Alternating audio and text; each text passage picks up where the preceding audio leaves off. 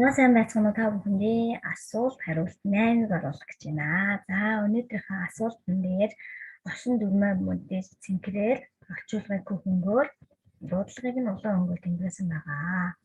Нэг асуулт, нэг хариулт.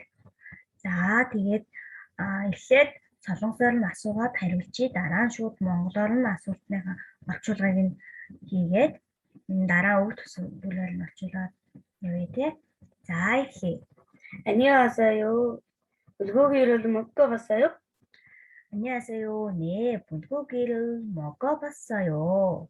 자, 또 어쩌다요? сайн байна уу? 불고기 идэж үзсэн үү? сайн байна уу? Тийм ээ. 불고기 идэж үзсэн гэж хариулсан байна. За, одоо үг төсвөрөөр орчуулад үзье. За, энэ 불고기 гэхээр 불고기 гэдэг нь 불고기 гэж байгаа. За, рөл нөхцөл залгаад 먹다 буюу идэх гэсэн үгийг нөгөө уудаа дүрмээ залгаад 먹어봤어요 буюу идэж үзсэн үү гэж асууж байгаа. За, харин хариултан дээр нь нэ буюу тийм ээ 불고기 тэгээ рөл нөхцлөөрөө холбоод 먹어봤어요. Тийм ээ 불고기 идэж үзсэн.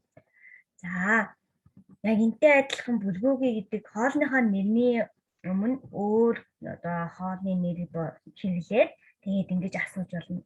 За өөр одоо дэлгүүр явж үзсэн үү, зах руу явж үзсэн үү, тийм газар руу явж үзсэн үү гэх юм бол одоо жишээ нь аялалд явж үзсэн үү гэд хэлье. Аялал буюу ёнхэн гэдэг үггээ 불고기 гэдгийнхээ оронд ёнхэн гэдэг үгээ залгаад нөгөө гээгүүлэгчээ төгсөж байгаа учраас өл нөхцөл залгаж байгаа ёнхэнэр за явах гэсэн ката гэсэн үгийгээ хувиргана. Ишгэ төгсөж байгаа учраас ка фассаё 영화를 가 봤어요 гэж асууна. Аялалд явж үзсэн үү гэж байгаа.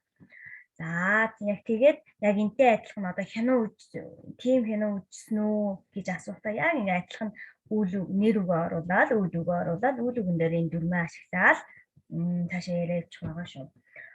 За өнөөдрийн асуулт хариулт ингээд одоо хичээлийн өндөрлөхөөс өмнө асуултаа нэг солонгосоор яваад хариултаа солонгосоор хичээ тийм монгол орчуулгын бичээтэй байгаа юм чинь. За 안녕하세요. 불고기를 먹어봤어요? 안녕하세요. 네, 불고기를 먹어봤어요. За баярлалаа. Дараагийн асуулт хариулт болон бусад хичээлээр уулзъя. Баяртай.